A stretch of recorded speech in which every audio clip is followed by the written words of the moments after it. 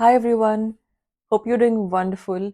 Welcome to the Early Career Podcast. This is your host and friend Priyanka Mahankali, and welcome to this episode 6 on the topic of interviews, which is a continuation from our previous episode 4 on our EQ Thursdays, regularly scheduled EQ Thursdays.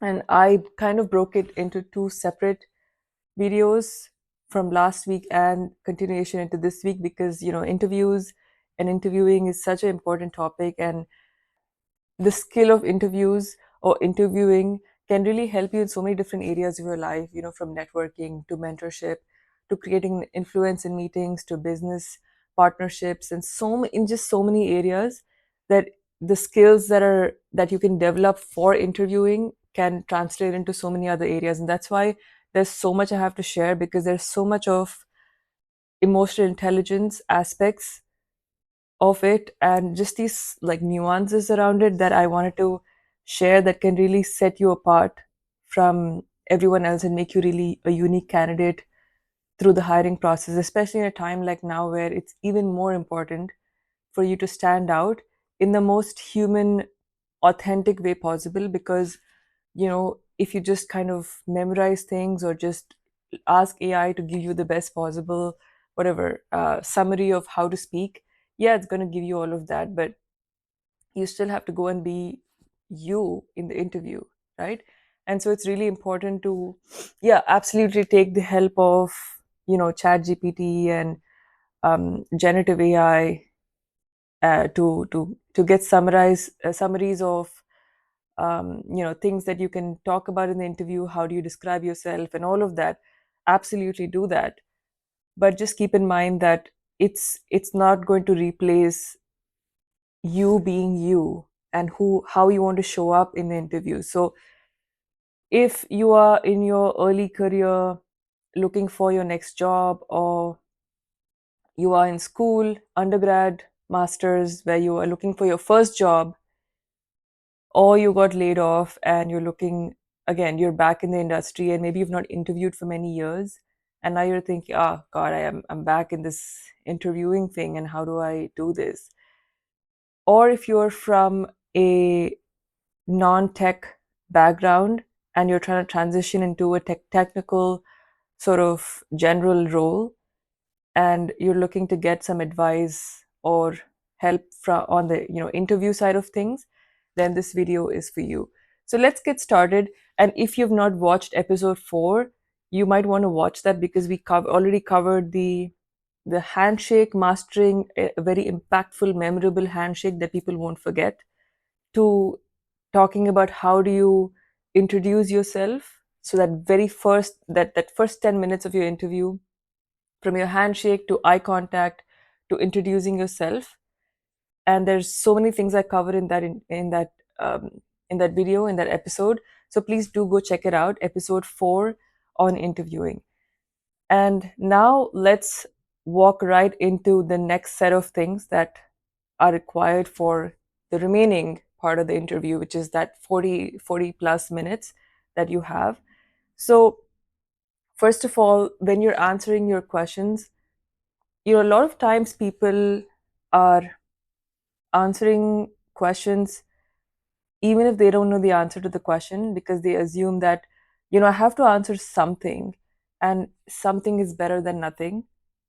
But actually, in reality, answering if you don't know the answer to a question, make sure that you say confidently that, hey, I don't know the answer to this question, but I'll look it up after this call.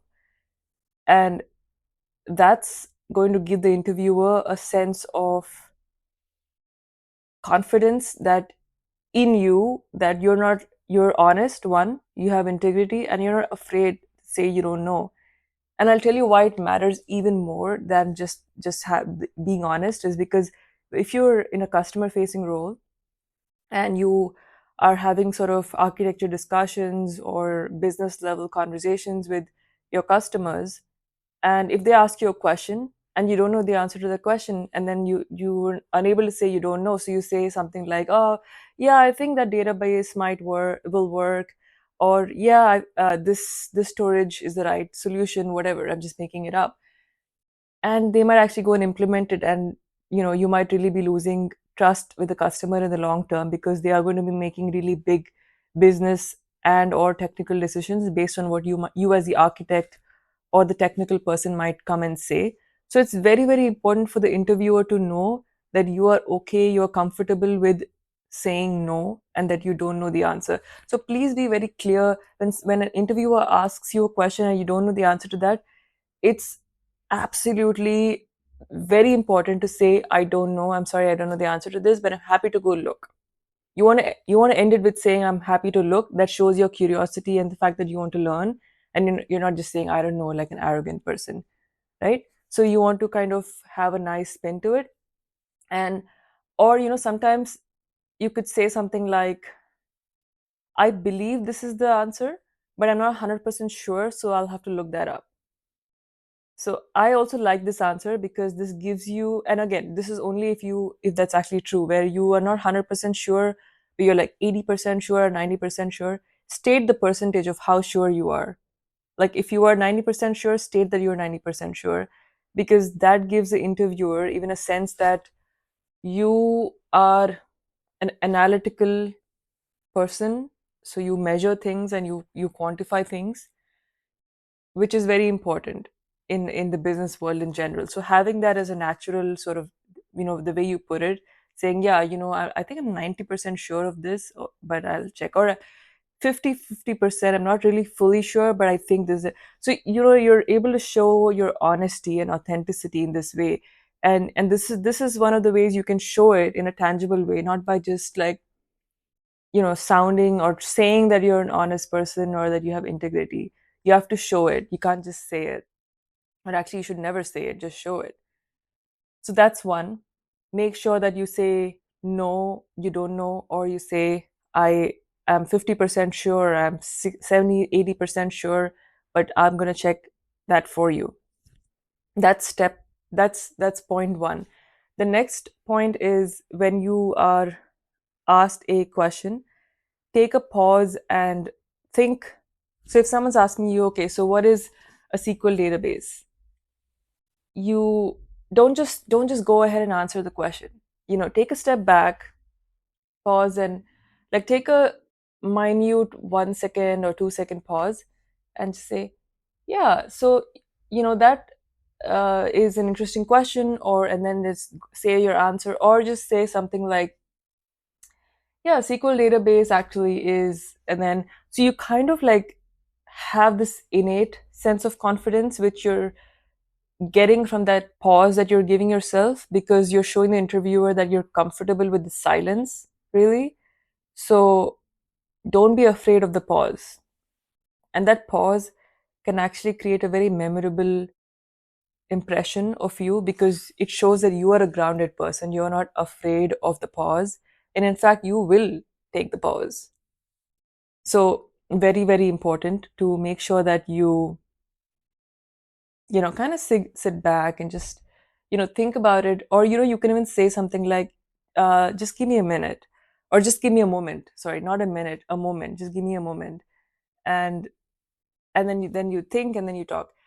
Or you just kind of look around, or look, and then you know yeah, so what I was saying was, or I think this, and so on and so forth, right? So you kind of have this meaningful pause that you give yourself. So make sure you make a meaningful pause, when not for every question, but for some questions, kind of keep a balance so that it doesn't look like you're just kind of doing it in you're pausing after every single question, but it's like you kind of, it's just one of the tips, right? So don't overdo it. It's just one of the ways, and if you don't feel comfortable with the pause, that's okay. Only do it if you actually are comfortable doing it. So don't do these things because I told you to do it, and then say, Priyanka, you told me to do this and now it looked very awkward, right? No, only when you're comfortable. Like this, all these tips don't work for everybody. Everyone has their own style and their own element. I'm just sharing with you my style of how I showcase confidence in an interview. Doesn't mean that you have to, but again, these are just tips that may help some of you, and you might be able to develop your own sense of confidence and your own style. And I'd love to hear that in the comments, things that you may have developed in terms of how do you showcase your confidence. So moving on, in general, when you are speaking, make sure that you add a philosophical element to the conversation. For example, if you're asked something about, let's say, what do you think is a um, future of AI, right? And so you can start off with a tactical response saying, I think with the kind of compute that we have and with the kind of technology that we have and the training and the data and the models, this is what we can do, blah blah. And then you kind of like go one level higher. So start off with the tactical response, and then move on to one step higher where you're kind of having like a strategic slash philosophical touch to it, where you can say something like, yeah, AI is dominating practically every field, and this is how it's doing that in our personal lives, and this is how you're using it personally. And you can also add something like, initially I wasn't sure what the hype was about, and then eventually I started learning about it, or and started using it, and I was like trying to book a trip for myself to Cuba, this, or like Costa Rica or something, this last week, and I actually used ChatGPT to just quickly create an itinerary for me, and I was like, wow, that's great. So yeah, AI is changing the way virtually every industry is going to um, um, virtually every industry is going to consume it in a certain way, and so on, right? So on and so forth.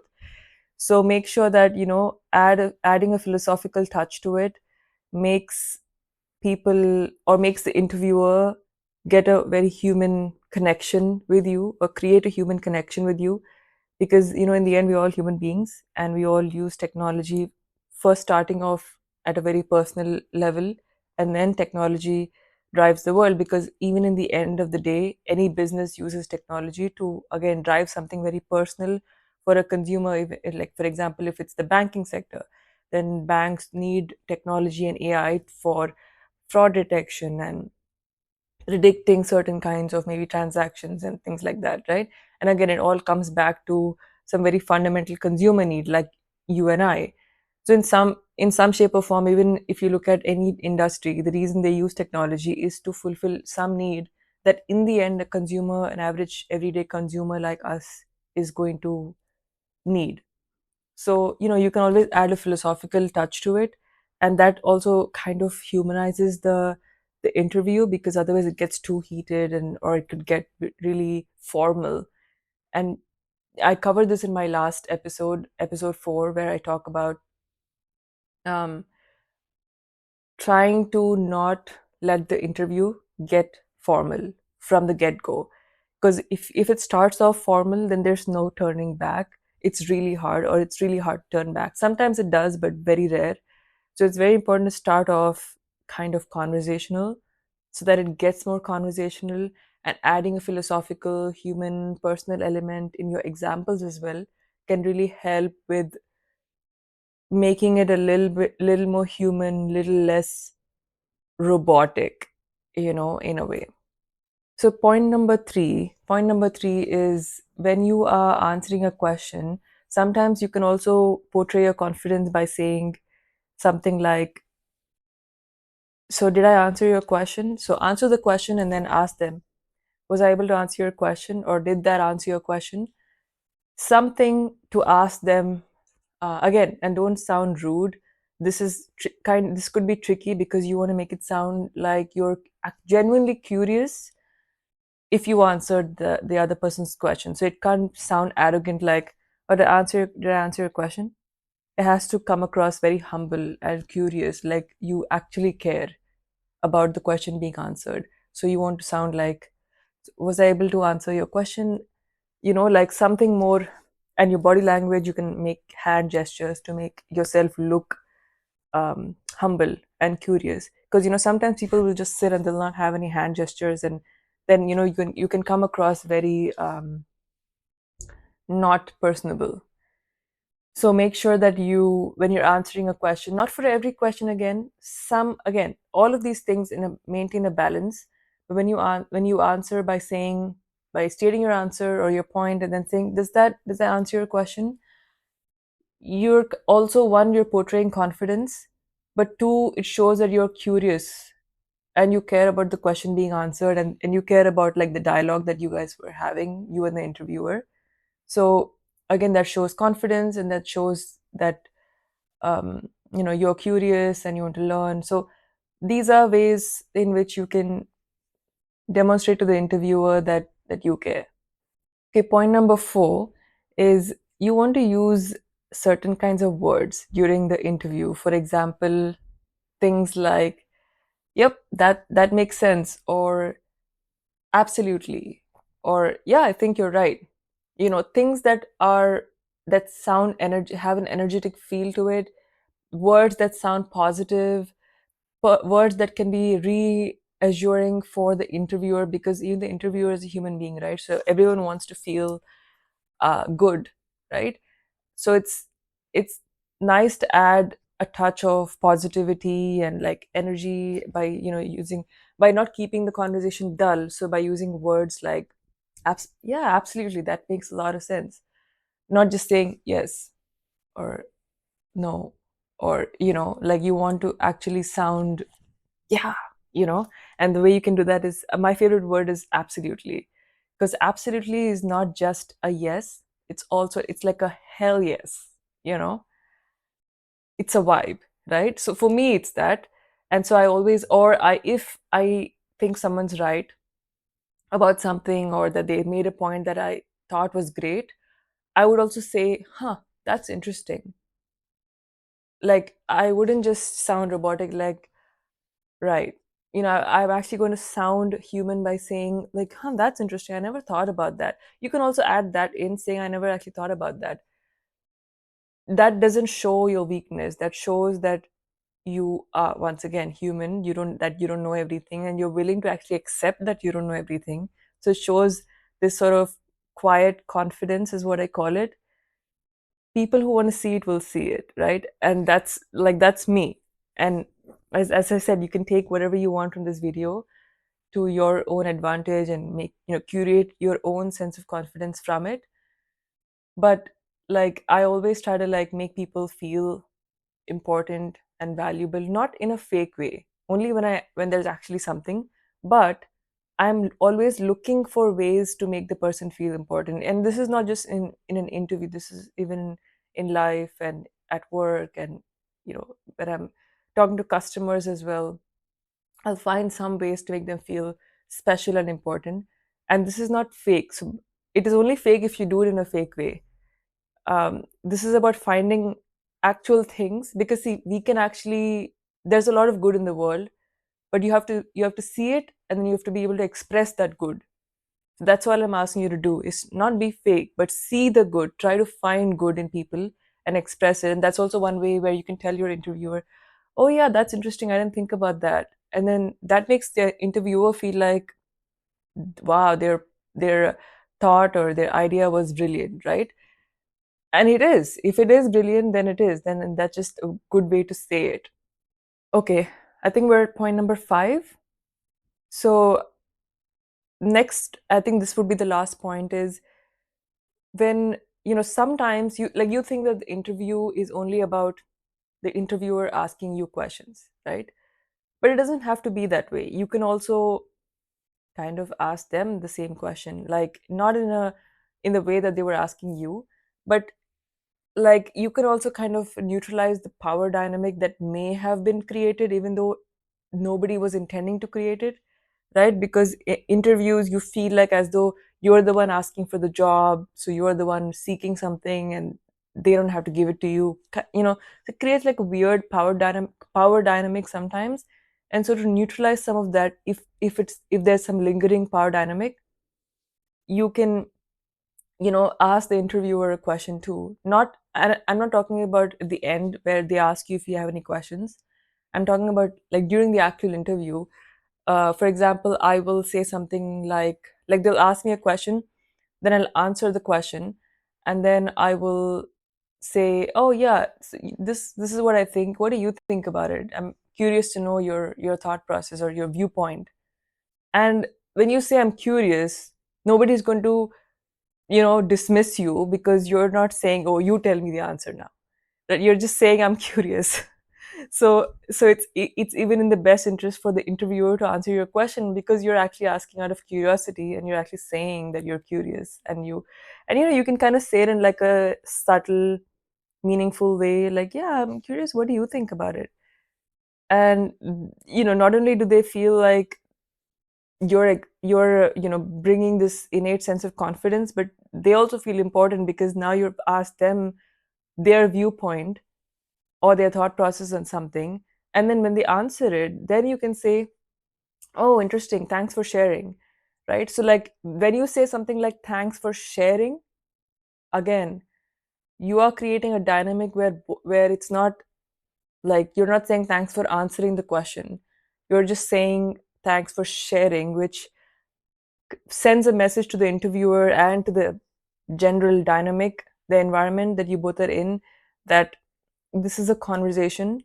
And I covered this in my previous episode 4, where make this a conversation, make this interview a conversation. Don't make it an interrogation. It should not be an interrogation, because then you're stuck. Like then there's no way out, because then I can't help you. I can't help you if it's an interrogation, because then you're like scared and nervous, and then you can't be your best self. Neither can you answer any soft skill type questions, behavioral, nor can you answer any technical or skill based questions, right? Because you're like constantly, your nerves are heightened, and you're like really nervous, and heart rate must be high, might have a lot of anxiety, so your brain stops functioning at that point, because it's just trying to save you.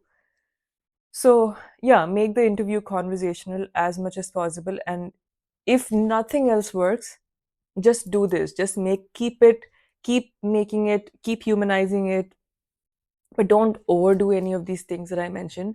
Because if you overdo it, then it looks like you're doing something fake or unreal, or you're just trying to like get to the interviewer's good side. And that's not what you're doing really. You're just using, or you're just trying to bring out the good in you, and also bring out the good in the interviewer, and actually bring it to the table. That's all you're doing. So it has to be natural. And if you don't find anything great about the interviewer, that's fine. And maybe that's a sign that yeah, I don't know, if you want to join a company where you don't find anything great about the interviewer or about the overall conversation. And this is also one way to gauge, if you actually want to go ahead with, getting hired in the company, or if you want to, if this was your hiring manager who's interviewing you, and if they create a very transactional, robotic interview where it sounds like they're literally you're put at gunpoint, and they're asking you a bunch of questions, and it feels scary, then that's how your work life is going to look like working with this person. So you might really want to reconsider that. Do you really want this job? If someone's making you feel so like nervous and scared, because that's how it's going to be. I mean, in fact, it's going to be worse than the interview, because then now you're actually hired in their team, and they are expecting certain kinds of outputs from you. And yeah, and every time there's going to be, I mean, definitely there's going to be signs of micromanagement, signs of like authoritarian, environment, that an authoritarian environment that is created by this person, that can then make you feel like you can't share your opinion, or you can't disagree with this person, because now they like everything needs to go according to them. And that's not going to be productive either for your mental health or for business outcomes as well in the long term. You see so many companies, the reason that they make failed products or the company itself falls apart is because of bad management and bad culture. It really comes down to that. And then and then the bad culture comes again from micromanagement, and having the superiority complex as the leadership, whoever is managing you. And then that's why you're not able to express what you feel, and that can lead to bad products, and of course bad mental health as well. So that's something to think about. But I think we have covered enough ground here for today. Please feel free to share in the comments what you felt about it. Was there any point that felt like an interesting point for you, or you felt like you've done all of this and still not working? I just want to know what kinds of people are watching this, and what phases of life are you going through, and what kind of hardship specifically with respect to interviews that you have. And if you have anything specific, please do share in the comments, because I will read them and I will try to um, answer that, or try to help you out through another video. I'm happy to cover as many episodes on this topic of interviews, because I know, like, when I was in my undergrad and masters, I think especially in my masters, when I was graduating and I was interviewing for companies, I didn't know what they were looking for.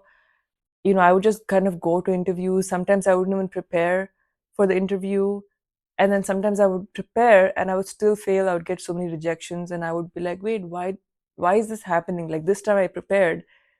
But I just, over time, I learned a lot of things. And so I know that when you're in that moment, it can feel very hard. And that's why I'm here. That's why, if you have anything you want to share with me, please put it in the comments. I read all of them and I will respond back to you. But with that, when you are closing the interview, I think when you're, one more point I want to cover here is, when you're closing the interview, you the interviewer is going to ask you that, do you have any questions for us or me, or about the company or anything, or about the role? Make sure that you always have something. Make sure, don't just say, no, no, I have no questions. Don't be shy. Having questions to ask the interviewer, again, shows your confidence and curiosity both. So make sure that you have questions, and the questions can be something like, can you tell me what this role is about? Can you tell me more about this role? What does it look like day to day? What are some key responsibilities? Maybe what are some recent wins within this within your team, with respect to customers and use cases? Um, Maybe you can ask about the culture. What's the culture of the company like? And you can also ask the interviewer, what is something that you like about working in the company? And that's one way for you to know what the company is like, and maybe what you might like doing as well. And then also you can ask, what do you think is one challenge with a role like this, and something that I might need to learn and build my skills on? So don't be afraid to show the interviewer that you don't know everything, because that's what sometimes we're in the interviews, we want to make it, especially when we are studying and we were like desperate for that first job. We're like, okay, I'm going to make the interviewer feel like I know everything. But that's, they're like, they know that you don't know everything. So when you make it sound like you know everything, they know that's fake. So don't make yourself sound like you know everything, even though I know that's really scary, because you're like, you want this job, right? You desperate for it. I get that. But keep the desperate energy outside of the interview. Have it, but just don't bring it to the interview. And I cover some of that as well. The mindset, what do you do to actually frame your mindset in the right way before you actually enter the interview environment? And, you know, like, I get that you're looking for a job, but you're a human being. You're valuable. You're educated. You have skills. You have different things that only you bring to the table. Like, nobody can be you, right? So be confident, even if you don't have everything that it takes. Confidence doesn't mean that you have to have everything, or know everything, or have the whole job description in your head to then actually clear the interview, right? It's okay to not know everything. It's okay to even not know some things that are part of the job description, because you can say, I don't know this, but I know these things, or I'm happy to learn these things. Companies love people who are learners, because nowadays technology is growing so fast that if you're not willing to learn new technology or new aspects of technology fast enough, then you'll be obsolete, right? And then by extension, the company will be obsolete if they hire people who are not innate learners. So more than answering a question, show that you are a learner. by heart, you know, or at heart, and you want to show that you're willing to put the effort, and you know you're a hardworking person, and you're genuinely curious. And curiosity is one way that you can show that you're a learner. My big suggestion is, don't say these things, show it. And the some of the things I mentioned in this video and in episode 4 are ways that you can actually show your honesty, authenticity, learn and be curious, confidence, groundedness. All of these things, don't say that you are this or you are that or you are a good learner. Just show it. Show that you are that. And so with that, thank you so much. I think I'm definitely going to have one more or a couple more episodes on this same topic in some time. But until then, if you are interviewing right now, you know you got this. I have no doubt. I think, you know, eventually you're going to get a job, right? So if not this, it's going to be something else. So don't be afraid of the rejections, and trust me, trust the process, trust life, because in the end everyone ends up working. It's not like, you know, some people just never get a job. That doesn't happen ever. So just trust yourself, trust the process, and you know, be grounded, um, be grateful for what you have today. I think, you know, we are not grateful enough for what we have today, and that actually ruins our future prospects of getting other things. And so being grateful right now for what you have, even if you don't have a job, being grateful for being alive. I know this is, we're getting into a little bit of philosophy here, but it's to like it's all interconnected. If you're not grateful for what you have today, you won't be confident about an interview that you'll have tomorrow, because you're going to come with a very nervous energy, not with a grounded energy, because grounded energy comes from gratefulness. And you have to be grateful that you're alive. Maybe you have a family who loves you. Maybe you have pets that, you know, that to whom they are to whom they are you're their life, right? And yeah, just so many different kinds of things. Maybe you have a nice house that you live in. Maybe, you know, maybe as simple as maybe you have a you know, garden that has flowers and roses and things like that. I'm just giving examples, but it could be very tiny things. It doesn't have to be some very big thing to be grateful. So be grateful, and if you go with that energy, trust me, like the universe and, you know, things will align for you in that way. I know I sound crazy, but trust me, like things will align in a certain way if you are actually grateful, because you know you get things when you least expect it and when you least ask for it. So work hard, but don't but be grateful of what you have. Don't complain. Don't complain. And that's my biggest suggestion, advice to you all listening. And with that, good luck for your upcoming interviews. And I will see you again in our next uh, episode next Tuesday on our regularly scheduled IQ Tuesdays. So until then, take care, stay safe, stay healthy, be passionate, and be brave. You got this. Okay, you got this. Take care. Bye.